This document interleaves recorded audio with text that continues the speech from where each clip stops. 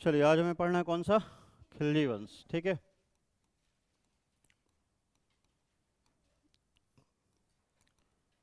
खिलजी वंश। दरअसल जो भारत है ना,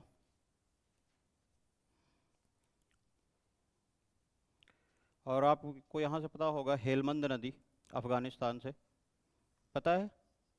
यहाँ से जो हेलमंद नदी बहती है, इस हेलमंद नदी के किनारे जो लोग रहते हैं, जो क्षेत्र आता है, उस क्षेत्र को क्या बोलते हैं?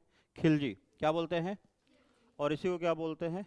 जो वहाँ के लोग, रहने वाले लोग हैं, उन्हें बोला जाता है खिलजी। ठीक है, इसलिए आपको याद है कि यहाँ पर समाना में, पंजाब के पास जो कौन सा था, समाना, यहाँ पर जलालुद्दीन खिलजी था। कौन था? जलालुद्दीन खिलजी। और जलालुद्दीन खिलजी को किसने बुलवाया था? एनीबॉडी? कैकुबाद ने। किसने? कैकुबाद ने। कैकुबाद ने सॉरी, कैकुबाद ने क्या किया था? जलालुद्दीन खिलजी को बुलवाया था दिल्ली सल्तनत में, उसे नायब एम मलिकात का पद दिया था, जो कि सबसे महत्वपूर्ण पद था, और इसके अलावा उसे शाइस्ता खां की उपाधि दी थी। क्या दी थी? शाइस्ता खां की उपाधि। और जलालुद्दीन खिलजी ने पहले तो क्यूमर्स की हत्या की, सॉरी, कैकुबाद की हत्या की, और कैकुबाद के बाद क्यूमर्स की हत्या करके खुद क्या हुआ? दिल्ली सल्तनत का शासक बन गया। और यहाँ से स्टार्ट होता है खिलजी वंश। ठीक है, कब की घटना है ये? 1290। कब की घटना है ये? तो जो खिलजी वंश का संस्थापक है वो कौन है? जलालुद्दीन खिलजी। कौन है? जलालुद्दीन खिलजी। जलालुद्दीन खिलजी, यह 1290 से 96 तक शासन रहता है। ठीक है, जलालुद्दीन खिलजी में सारी योग्यताएं हैं, लेकिन इसके बाद भी मैं यही कहूँगा, अगर समीक्षा की जाए इतिहास की, तो इसमें सुल्तान बनने की जो समझ होनी चाहिए ना, वो नहीं है। अभी लिखना बंद कर दीजिए, अभी केवल सुनिए कहानी, फिर लिखने का टाइम आएगा तो मैं बताऊंगा। ठीक है, जलालुद्दीन खिलजी क्या है? 22 युद्ध लड़ चुका है। किससे? मंगोलों से। मतलब एक योग्य सैनिक तो है, जाहिर सी बात है, लेकिन केवल एक अच्छा योद्धा होना, योग्य सैनिक होना ही सुल्तान बनने की शर्त नहीं है। समझ पा रहे हैं कैसे? जिसके पास बहुत ज़्यादा ताकत होगी, शारीरिक ताकत जिसके पास ज़्यादा है, लेकिन दिमाग कम है, वो मजदूरी का काम करेगा, जाहिर सी बात। जिसके पास बहुत ज़्यादा दिमाग है, शारीरिक ताकत नहीं है, वो क्या होगा? सलाहकार बन सकता है, अच्छी सलाह दे सकता है। और जिसके पास दोनों होगा, वो क्या होगा? वो सुल्तान बनने की समझ विकसित होगी। ये भी नहीं है कि अगर कोई बहुत पढ़ा लिखा है तो उसमें राजा बनने की क्षमताएं हो जाएं, क्योंकि पढ़े लिखे होने से राजा बनने की क्षमताएं विकसित नहीं होती। यह भी एक शर्त है, लेकिन केवल ये शर्त नहीं है, अनिवार्य शर्त नहीं। अकबर बिल्कुल पढ़ा लिखा नहीं था, अलाउद्दीन खिलजी बिल्कुल पढ़ा लिखा नहीं था। और एक फेमस राइटर हैं जॉर्ज बर्नार्ड शॉ, इन्होंने बाद में साहित्य का नोबेल प्राइज जीता। इन्होंने तो यहाँ तक लिखा है कि चूंकि मैं पढ़ना चाहता था इसलिए कभी स्कूल नहीं गया, और नोबेल प्राइज जीता। समझ पा रहे हैं? तो एक चीज़ तो समझ में आती है, इतिहास और वर्तमान दोनों जगह आप देखोगे तो अनिवार्य नहीं है कि बहुत पढ़ा लिखा हो तभी राजा बन पाएगा, तभी प्रधानमंत्री बन पाएगा। समझ पा रहे हैं? इसलिए सबसे पहली बात तो ये समझना है कि जलालुद्दीन खिलजी एक योद्धा तो था, एक योग्य सैनिक तो था, लेकिन जब ये राजा बनता है कैकुबाद को मारकर, तब इसकी उम्र कितनी होती है? 70 वर्ष। और 70 वर्ष की उम्र में ये जब राजा बनता है, तो जाहिर सी बात है 70 वर्ष की उम्र का सुल्तान जो होगा, उसकी नीतियां कठोर होंगी या नरम नीतियां होंगी? नरम नीतियां होंगी, जाहिर सी बात है। क्यों? क्योंकि 70 वर्ष का है, उम्र दराज व्यक्ति है। ठीक है, इसने अपना सबसे पहला अभियान कहां पर किया था? रणथंबोर पर। कहां पर? रणथंबोर पर अभियान किया, जहां के शासक कौन थे? हम्मीर देव। कौन थे? ये काफी समय तक किले के बाहर ही रहा, क्योंकि किले के अंदर घुसना आसान नहीं होता था उस समय पे, और रणथंबोर में तो और ज़्यादा। ये काफ़ी समय तक बाहर रहा, फिर वहाँ से लौट आया दिल्ली वापस, और इसने तर्क क्या दिया? बिना जीते ही वापस आ गया, लौट आया। बोला मैं अपने मुसलमान भाइयों का खून नहीं बहाना चाहता हूँ, इसलिए लौट आया। समझ पा रहे हैं? मुसलमान भाई कौन? जो इसकी सेना है। तो सेना के लिए, सेना को रखे का है वो फिर भाई? मटर छीलने के लिए? सेना किस लिए रखते हैं? लड़ने के लिए। और ये क्या बोल रहा है कि मैं अपने मुसलमान भाइयों का खून नहीं बहाना चाहता था, इसलिए मैं युद्ध नहीं चाहता। क्या समझ सुल्तान है बताइए? सैनिकों के अंदर क्या होगा? मोटिवेशन डाउन होगा। कैसा सुल्तान है, कैसा राजा है हमारा? इसके अंदर जीतने की इच्छा शक्ति ही नहीं है। अभी आगे देखिए इसने क्या क्या गलती की। जब जलालुद्दीन खिलजी सुल्तान है, इसका जो दामाद है और गुलाम भी है, क्या नाम है उसका? अली गुरसाप। क्या नाम है? अली गुरसाप।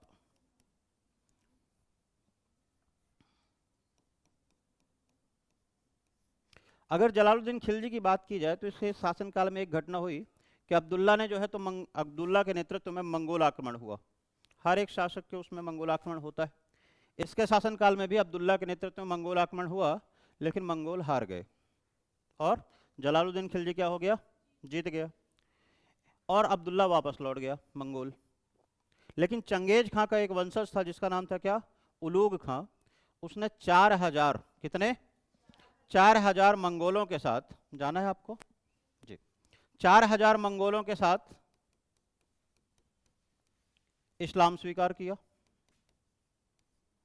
मतलब 4000 मंगोल एक साथ क्या कर रहे हैं? इस्लाम धर्म स्वीकार कर रहे हैं। नहीं, ठीक, मंगोल एक क्षेत्र है, मंगोलिया, वो इस्लामिक नहीं है। ठीक है, समझ पा रहे हैं? अलग अलग धर्मों से। आप समझिएगा। तो उन्होंने क्या किया? इस्लाम स्वीकार किया। और जब इस्लाम स्वीकार किया तो इन्हें एक स्थान दिया गया दिल्ली में, जिसका नाम क्या था? मंगोलपुरी। क्या नाम है? मंगोलपुरी। ये नवीन मुसलमान कहलाए। क्या कहलाए? नए नए मुसलमान। ठीक है। और इन्हें कौन सा स्थान दिया गया दिल्ली में? तो आज भी दिल्ली में मंगोलपुरी है, और मंगोलपुरी के ये मुसलमान ही क्या कहलाए? नवीन मुसलमान कहलाए। क्या कहलाए? ये देखिएगा आगे अलाउद्दीन खिलजी के शासनकाल में भी ये घटना इनकी घटेगी, जब ये गुजरात अभियान के दौरान आपस में झगड़ लेंगे। ठीक है, और रणथंबोर अभियान होगा। फिलहाल अभी उसको छोड़िए। अभी जलालुद्दीन खिलजी शासक है, और जलालुद्दीन खिलजी के शासनकाल में क्या हुआ? उलूग खां के नेतृत्व में, ये चंगेज खां का वंशज है, उलूग खां के नेतृत्व में क्या हुआ? 4000 मंगोलों ने एक साथ इस्लाम धर्म स्वीकार किया और उन्हें मंगोलपुरी में स्थान दिया गया रहने के लिए। समझ पा रहे हैं? ये एक बड़ी घटना थी जलालुद्दीन खिलजी के शासनकाल में। लेकिन जलालुद्दीन खिलजी के शासनकाल में ही उसका दामाद और गुलाम कौन है? अली गुरसाप। बड़ा तेज तर्राट है और महत्वाकांक्षी व्यक्ति है। सुल्तान बनने की सोच रखता है। कॉन्सेप्ट क्लियर है कि अगर दिल्ली के सिंहासन पर बैठना है तो सबसे पहले क्या होना चाहिए? पैसा, धन, संपत्ति। क्योंकि राजनीति में अगर आना है, आज भी वर्तमान में भी यही स्थिति है, राजनीति मांगती है क्या? कि आपके पास मजबूती होनी चाहिए, लोगों के भी और पैसों की भी। ऐसा कॉन्सेप्ट क्लियर। अली गुरसाप ने क्या किया? भीलसा, जहां पर आज विदिशा हम जिसे बोलते हैं, मध्य प्रदेश के भीलसा में क्या किया? इसने आक्रमण किया और धन संपत्ति जो भी इसने लूटी वो जाकर किसे दे दिया? जलालुद्दीन खिलजी को। किसे? जलालुद्दीन खिलजी को दे दिया। जलालुद्दीन खिलजी बड़ा खुश है, कितना अच्छा दामाद है मेरा। एक तो आक्रमण किया और जान जोखिम में डालकर जितनी धन संपत्ति लूटा, किसे दे दिया? बाइज्जत मुझे लौटा दिया। अली गुरसाप का एक दोस्त है, उसका नाम है क्या? अलाउल मुल्क। क्या नाम है? अलाउल मुल्क।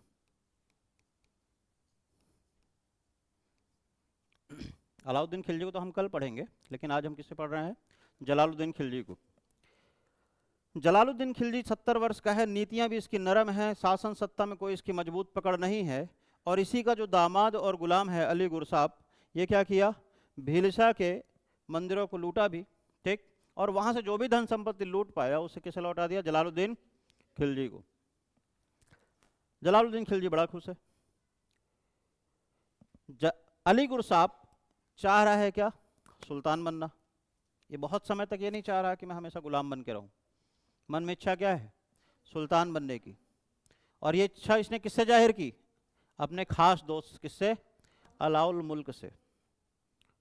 जीवन में कभी एक भी दोस्त अच्छा मिल जाए, ऐसा दोस्त जो आपके साथ खड़ा हो चाहे आप जिस भी कंडीशन में। जैसे कर्ण दुर्योधन के साथ एनी कंडीशन खड़ा है, चाहे दुर्योधन गलत हो, चाहे जो समझाता था अपने सामने कि देखो ये गलत है ये सही है, लेकिन कुछ भी हो जाए अंत में साथ दुर्योधन का ही देता था। स्वयं श्री कृष्ण उसको लेने के लिए आए थे, उसे समझाने के लिए आए थे, लेकिन उसने बोला कि नहीं, जब मेरा कोई नहीं था तब मुझे इज्जत सम्मान किसने दिया था? दुर्योधन ने। और आज मैं उसका साथ छोड़ दूं? असंभव। ऐसा ही एक दोस्त है इसका, कौन? अलाउल मुल्क, अली गुरसाप का। और अली गुरसाप को समझा रहा है कि अगर सुल्तान बनना ही है तो पहले क्या चाहिए? धन चाहिए। जब धन होगा तभी राजनीति में कदम रखना, अन्यथा मारे जाओगे। अलाउद्दीन खिलजी मतलब अली गुरसाप का भी क्या है? कॉन्सेप्ट क्लियर है। और इसने जलालुद्दीन खिलजी से बिना अनुमति लिए, बिना बताए, महाराष्ट्र के देवगिरी, कहां पर? देवगिरी पर आक्रमण किया। और देवगिरी का उस समय शासक कौन है? यादव वंश का है, रामचंद्र देव। क्या नाम है? रामचंद्र देव। अपार धन संपत्ति, रामचंद्र देव को तो हराया ही अली गुरसाप ने, और यहां से इसको अपार धन संपत्ति मिली, बेहिसाब पैसा। और अली गुरसाप को अब यह समझ में आ गया कि इतना जो पैसा मिला है इससे अब दिल्ली सल्तनत पर कब्जा किया जा सकता है। इधर जलालुद्दीन खिलजी को जब पता चला कि मुझे बिना बताए और मेरी बिना अनुमति से, मतलब सुल्तान की बिना अनुमति से एक गुलाम ने क्या किया है? देवगिरी पर आक्रमण कर दिया है, तो ये भी बड़ा नाराज है जलालुद्दीन खिलजी भी। समझ पा रहे हैं? अली गुरसाप का एक भाई कहाँ है? दिल्ली के दरबार में है, जलालुद्दीन खिलजी के दरबार में। ये सब आपस में मिले हुए हैं। और अली गुरसाप अब सीधे यहां दिल्ली ना जाकर कहां पहुंच गया? कड़ा और मानिकपुर, इलाहाबाद के पास है। कहां पर? इलाहाबाद के पास, जहां का ये इक्तेदार था कड़ा और मानिकपुर का। और जब अली गुरसाप ने भीलशा मतलब विदिशा को लूटा था और जलालुद्दीन खिलजी को पैसे वापस किए थे, लौटाए थे, तब इसे अवध का भी वो बना दिया गया था इक्तेदार। अब कड़ा, मानिकपुर और अवध का इक्तेदार कौन था? अली गुरसाप। अतः अली गुरसाप ने यहां से धन लूटकर सीधे कहां पहुंचा? कड़ा और मानिकपुर, दिल्ली नहीं गया। जलालुद्दीन खिलजी नाराज कि मतलब इसकी इतनी हिम्मत, सुल्तान को बिना बताए ही एक तो पहली बात आक्रमण किया, दूसरा धन संपत्ति मेरे पास लेकर ना आया और कहां चला गया? कड़ा और मानिकपुर। दरबार में वो बड़ा नाराज हुआ। और उसी के दरबार में अली गुरसाप का एक भाई भी है। वो भाई बोल रहा है कि सर वो आपसे बहुत डरा हुआ है, आपके सामने नहीं आ पा रहा, उसे अपनी गलती का एहसास हो गया है। अच्छा हो अगर आप चल के उससे थोड़ा सा मिल ले, क्योंकि इतना डरा हुआ है कि वो दिल्ली आ ही नहीं पा रहा है। और यहाँ पर जलालुद्दीन खिलजी पहली गलती करेगा। आप एक बात बताइए, आप एक जिले के एसपी हैं और आपके अंडर में आने वाले किसी तहसील के थानेदार या एसआई ने कुछ गलती की, आपने आदेश पारित किया कि एसआई को तुरंत एसपी ऑफिस में बुलाओ, और उसी थाने का कोई हवलदार बोले कि सर वो बहुत डरे हुए हैं आपसे, तो कृपया आप ही चल दें, तो क्या आप चले जाएंगे? इतनी बड़ी बेवकूफ़ी जलालुद्दीन खिलजी कैसे कर सकता है? समझिए, प्रोटोकॉल ही नहीं पता जिसको सुल्तान का। आप दिल्ली के शहंशाह हो, सुल्तान हो, और ये क्या हुआ? मिलने चल दिया किससे? अली गुरसाप से, अपने गुलाम से। पहली गलती। इसलिए पहली बात तो ये समझिए, जब भी आप एकेडमी में हो, एकेडमिक काम कर रहे हो, अपने से जो निचले पद का व्यक्ति हो उससे कभी स्वयं मिलने नहीं जाइए। प्रोटोकॉल यही कहता है। और ये प्रोटोकॉल तोड़ के जलालुद्दीन खिलजी मिलने किससे चल दिया? अली गुरसाप से। अब ये जैसे ही इलाहाबाद पहुंचा, कड़ा और मानिकपुर जो जागीर थी गंगा नदी के इस पार, पूरी सेना लिए के पहुंच गया। कौन? जलालुद्दीन। उसका भाई फिर बोलता है कि साहब अपनी सेना आप यहीं छोड़ दीजिए, इतना डरा हुआ है कि जहां आप सेना देखेगा आपकी वो पहले ही भाग जाएगा। अली गुरसाप इतना डरा हुआ है। उसे लगा कि आप उसे दंड देने जा रहे हैं, इसलिए वो भाग जाएगा, इसलिए कृपया आप अकेले ही चलें। दूसरी गलती, जलालुद्दीन खिलजी क्या सेना को बोलता तुम यहीं रुको यार, वो बहुत डरा हुआ है, कहीं भाग भाग गया तो क्या होगा। समझ पा रहे हैं? और अब जलालुद्दीन खिलजी क्या करता है, अकेले ही गंगा नदी क्रॉस करता है। दूसरी गलती है, सुल्तान को ऐसा करना चाहिए? जिसे इतनी समझ ना हो उसे राजा बनने का हक ही नहीं है, नहीं होना चाहिए ऐसे लोगों को सुल्तान। राजतंत्र चल रहा है, मजाक थोड़ी, जनता से वोट थोड़ी मांगना है कि लोकतंत्र है। राजतंत्र में तो जिसकी तलवार उसी की गद्दी। समझ पा रहे हैं? और ये क्या किया, पहुंच गया उससे अकेले मिलने, जहां अली गुरसाप और उसके दोस्त। जैसे ही अली गुरसाप के पास पहुंचा, अली गुरसाप तुरंत जो है तो उसके चरणों में गिर गया, अब्बू जान माफ कर दीजिए, बहुत बड़ी गलती हो गई, गलती से निकल गया। समझ पा रहे हैं? सुने वाला रील देखें वाली कि नहीं? मेरे मुंह से गलती से निकल गया, छोड़िए। ये क्या हो गया, उसके तुरंत चरणों में गिर गया, और इसका दोस्त पीछे से एक तलवार से गर्दन उड़ा देता है, किसके, जलालुद्दीन खिलजी की। कहानी खत्म। समझ पा रहे हैं? जलालुद्दीन खिलजी के चरणों में कौन है, अली गुरसाप, और उसके दोस्त ने क्या किया, एक तलवार से जलालुद्दीन खिलजी की गर्दन उड़ा दी, और दिल्ली का सुल्तान धराशायी। एक गलती करोगे आप इतने ऊंचे पद पर, अगर एक छोटी सी गलती करोगे तो काम बनने वाला नहीं है। सुल्तान को, जो सुल्तान होगा, शहंशाह होगा, सबसे पहली बात तो इतने गंभीर पद पर होने के बाद अगर आपका इमोशनल मैनेजमेंट अच्छा नहीं है, कि एक उसके भाई ने बोल दिया कि वो बहुत डरा हुआ है, आप चल दिए कि मेरा दामाद है। जो इमोशनल व्यक्ति होगा राजा नहीं बन पाएगा। इमोशनल होना अच्छी बात है, लेकिन इमोशनल मैनेजमेंट होना उससे ज़्यादा खतरनाक है, ज़्यादा जरूरी है। एक कहानी सुनिए। चाणक्य के दो शिष्य थे, समझ पा रहे हैं? एक मलय केतु और एक चंद्रगुप्त। दोनों बराबर योग्य हैं, इतने योग्य हैं कि चाणक्य समझ ही नहीं पा रहे हैं कि राजा किसे बनाए। भाई, बाहुबली मूवी देखी आप लोगों ने? उसमें भल्लाल देव और बाहुबली दोनों इतने योग्य हैं कि शिवगामी देवी को समझ में नहीं आ रहा कि राजा किसे बना दे। तो शिवगामी देवी ने क्या बोला था कि चुनौतियां और कठोर कर दो, जो इस चुनौतियों को झेल पाएगा वही राजा बनेगा। और बड़ी चुनौतियां बड़े व्यक्तित्व की डिमांड करती हैं। इसी तरह चाणक्य ने प्रतियोगिता में बोला, एक प्रतियोगिता रखी और बोला कि दोनों के गले की नाप की एक माला पहनवा दी, दोनों को, मलय केतु को भी और चंद्रगुप्त को भी। एक दिन चंद्रगुप्त सो रहा था, तो मलय केतु को चाणक्य ने बुलाया और कहा जाके इससे गले से माला उतार कर लाओ, ना माला टूटनी चाहिए और ना चंद्रगुप्त जगना चाहिए। मलय केतु गया, बहुत देर तक प्रयास करता रहा। अंत में हुआ क्या, नहीं निकाल पाया, क्योंकि अगर माला तोड़ता है तो टूट जाएगी, जो कि शर्त ही नहीं है, शर्त का उल्लंघन होगा और व्यक्ति जग भी जाएगा। अतः वापस चाणक्य के पास लौट के आया, बोला कि सर न हो पाएगा। बोले कोई बात नहीं। सेम यही हुआ दूसरे 2-3 दिन बाद, कि कौन सो रहा था, मलय केतु, और चंद्रगुप्त जग रहा था। चाणक्य ने बोला कि जाओ मलय केतु के गले से माला उतार कर लो, ना माला टूटनी चाहिए ना व्यक्ति जगना चाहिए। चंद्रगुप्त गया, कुछ देर सोचा और तलवार निकालकर मलय केतु की गर्दन काट के ले आया। चाणक्य ने बोला यही एक रास्ता था, जब दोनों बराबर योग्य हो तो मैं किसको राजा बना देता, जो जीवित रहेगा वो राजा बनेगा। चंद्रगुप्त का कॉन्सेप्ट क्लियर है, इमोशंस नहीं है, इमोशंस है लेकिन सुल्तान की गद्दी पाने के लिए इमोशन का मैनेजमेंट भी है। समझ पा रहे हैं? और चाणक्य ने बोला कि मलय केतु में बस यही एक कमी थी, दिल से सोचता था, इमोशनल मैनेजमेंट नहीं था।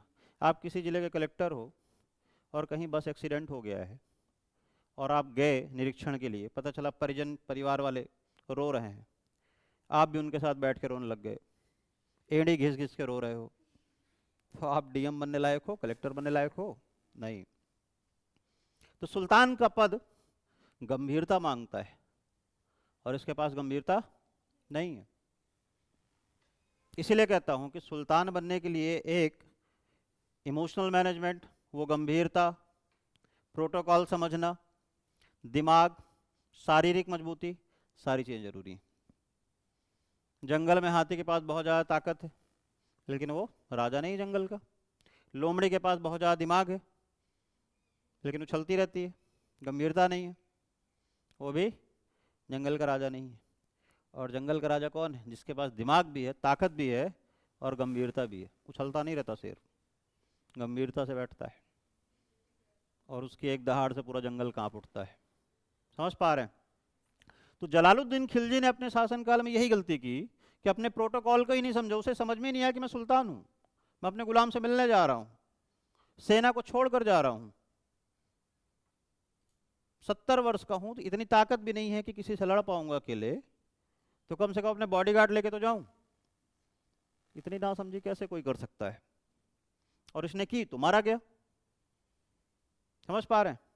और अब अली गुरसाब का कॉन्सेप्ट क्लियर है कि पैसा भी होना चाहिए और शासन सत्ता सुल्तान मजबूत भी होना चाहिए।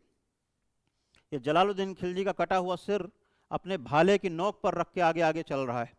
जब इलाहाबाद कड़ा मानिकपुर से दिल्ली की ओर चला तो जलालुद्दीन खिलजी का सर किसमें रख रहा है?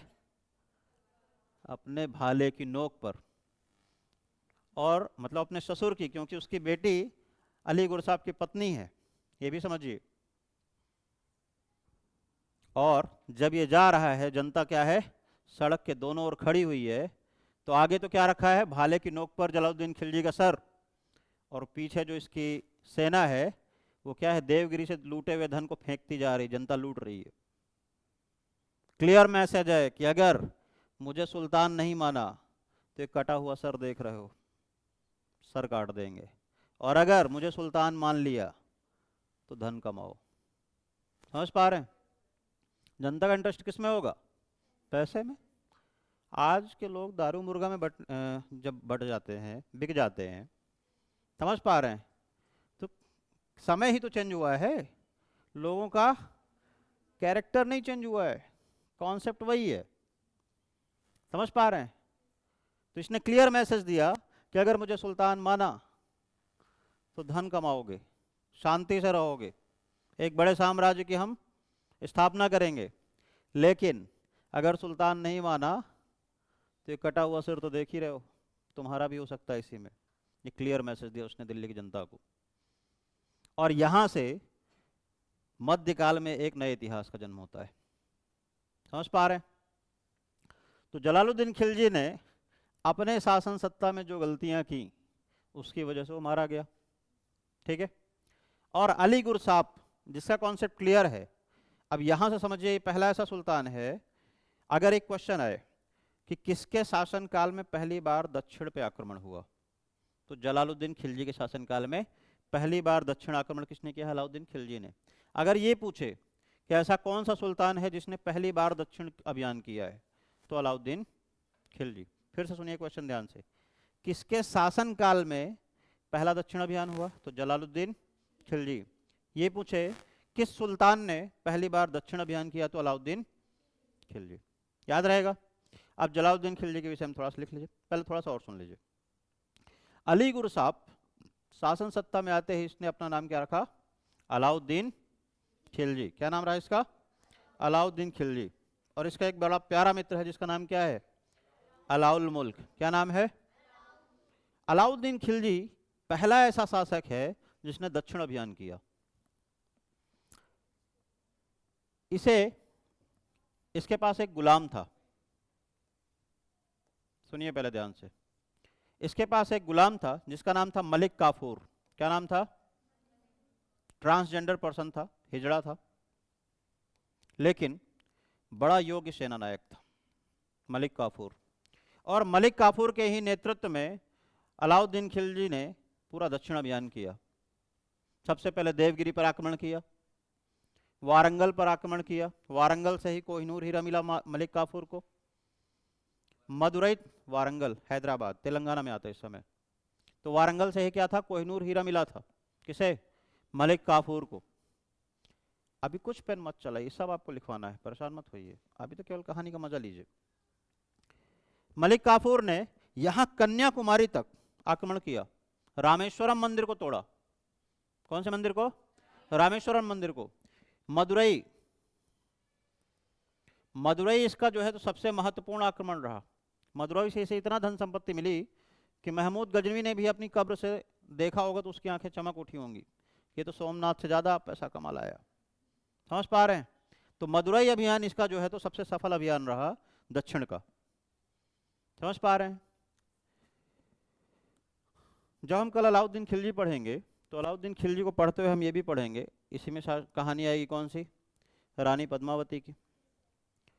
लेकिन एक बात ध्यान रखिएगा, इतिहास और मिथक में अंतर होता है। मिथक क्या कहलाते हैं?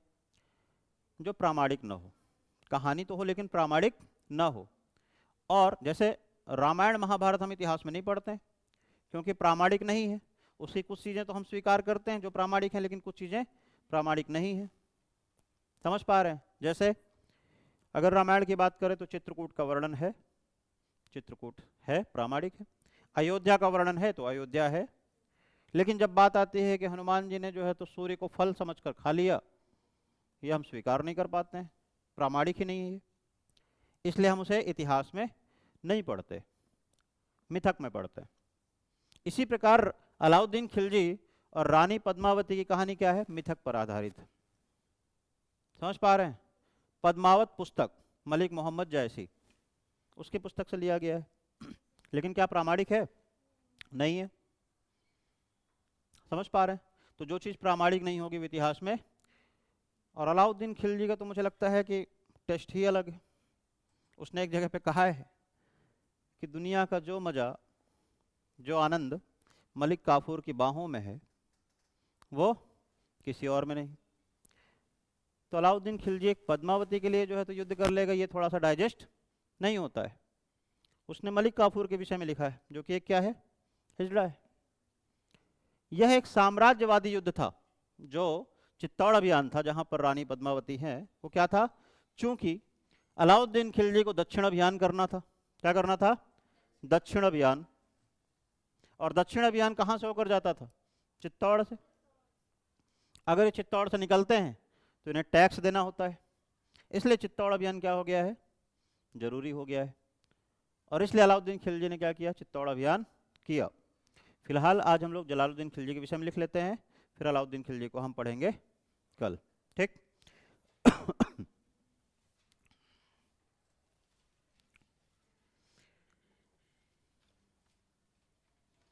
जलालुद्दीन खिलजी।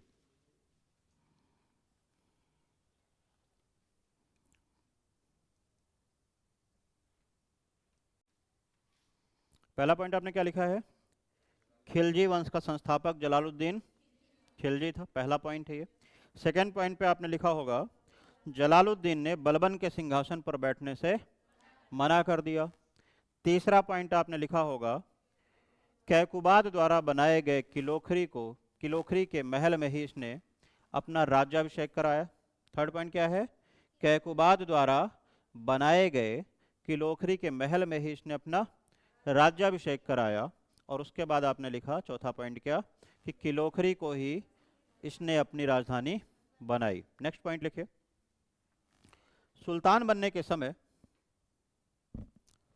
सुल्तान बनने के समय जलालुद्दीन खिलजी की आयु 70 वर्ष थी। सुल्तान बनने के समय जलालुद्दीन खिलजी की आयु 70 वर्ष थी।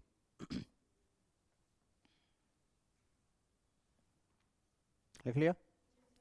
नेक्स्ट पॉइंट लिखिए। अतः उसकी नीतियां, अतः उसकी आंतरिक नीतियां, ऐसा लिखिएगा। अतः उसकी आंतरिक एवं बाह्य नीतियां,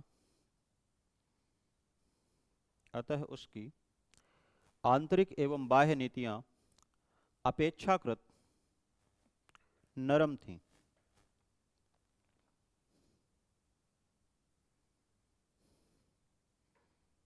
अतः उसकी नीतियां अपेक्षाकृत, मतलब क्या लिखे हैं? अतः उसकी आंतरिक एवं बाह्य नीतियां अपेक्षाकृत नरम थी। नेक्स्ट पॉइंट लिखिए। खिलजी मूलतः तुर्क थे। खिलजी, नेक्स्ट पॉइंट है, खिलजी मूलतः तुर्क थे। तुर्क थे। आज मुझे कुछ नए चेहरे दिख रहे हैं। कौन कौन आज पहली क्लास है? एक, आप लोग की भी दो, आपकी भी तीन, चार, ओके। मूलतः, हाँ बिल्कुल, मतलब उनकी जैसे हमारा, जैसे सॉरी, जैसे आपका पैतृक गांव कुछ और होगा, आप भले शहडोल में रह रहे हो, लेकिन शहर में रहने वाले हर एक व्यक्ति की जड़ें कहाँ हैं? गांवों में। समझ पा रहे हैं? गांव से हम लोग माइग्रेट होकर कहाँ पर आए हैं? शहर में, अपने करियर को बनाने। ठीक है, इस चीज़ को समझ रहे हैं? तो हम सबकी जड़ें कहाँ हैं? गांवों में। और गांवों में होता है क्या? किसानी, खेती, यही सारी चीज़ें। तो हम लोग की जड़ें कहाँ हैं? किसानी में है। समझ पा रहे हैं? गांवों में है। आगे समझिए। तो एक चीज़ तो समझिए, अगर हम सबकी जड़ें गांवों में है, तो जब गांव खुशहाल होंगे तभी भारत खुशहाल होगा। इस चीज़ को समझते हैं? आप जब पेड़ को सींचते हो, पौधे को सींचते हो, तो क्या ऊपर सींचते हो, तने पे? कहाँ सींचते हो? इसीलिए भारत सरकार की अंतिम जिम्मेदारी क्या होती है कि कहाँ डेवलप करना? गांवों में। अगर गांव समृद्ध हो गए तो देश समृद्ध हो जाएगा। इसीलिए स्मार्ट सिटी नहीं, स्मार्ट गांव चाहिए। समझ पा रहे हैं? हमारे प्रधानमंत्री जी कहते हैं कि स्मार्ट सिटी बनाएंगे, तो सिटी तो पहले से स्मार्ट है। स्मार्ट करना है तो किसे करना होगा? जड़ों को, गांवों को। समझ पा रहे हैं? अगर उसे हम समृद्ध बना ले गए तो।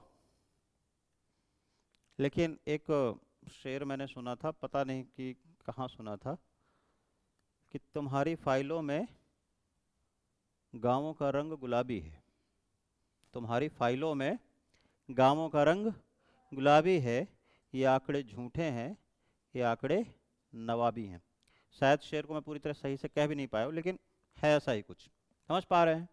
इसलिए फाइलों में, अधिकारियों की फाइलों में देखते हैं गांव में बड़ी खुशहाली, लेकिन आप गांव में जाके देखिए, सड़क टूटी हुई है, नालियाँ नहीं बनी है। समझ पा रहे हैं? पानी पीने का सही नहीं आ रहा है। तो जब गांव समृद्ध नहीं है तो इकोनॉमी कैसे डेवलप हो जाएगी, बताइए? समझ पा रहे हैं? चलिए आगे बढ़ते हैं। क्या लिखा अभी आपने? मूलतः तुर्क थे, किंतु इलवरी तुर्क नहीं थे। इलवरी तुर्क नहीं थे। इसके पहले इल्तुतमिश और जितने ये रजिया सुल्तान और भी तमाम बन रही, सब कहाँ के हैं? तुर्क भी हैं और इलवरी तुर्क हैं। ठीक है, लेकिन जो जलालुद्दीन खिलजी हैं, ये मतलब जो खिलजी लोग हैं, वो तुर्क तो हैं लेकिन इलवरी तुर्क नहीं है। अगला पॉइंट लिखिए। अफगानिस्तान में, नेक्स्ट पॉइंट है, अफगानिस्तान में हेलमंद नदी घाटी के, अफगानिस्तान में हेलमंद नदी घाटी के प्रदेश को, हेलमंद नदी घाटी के प्रदेश को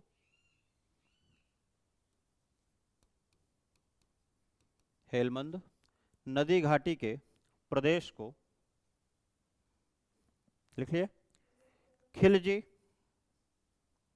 नाम से जाना जाता है। खिलजी नाम से जाना जाता है। खिलजी नाम से जाना जाता है। लिख लिए? नेक्स्ट पॉइंट लिखिए। यहां पर जो जातियां बस गईं, यहां पर जो जातियां बस गईं, यहां पर जो जातियां बस गईं, उसे खिलजी, उन्हें लिखिएगा, उन्हें खिलजी कहा गया। जो जातियां बस गईं उन्हें खिलजी कहा गया।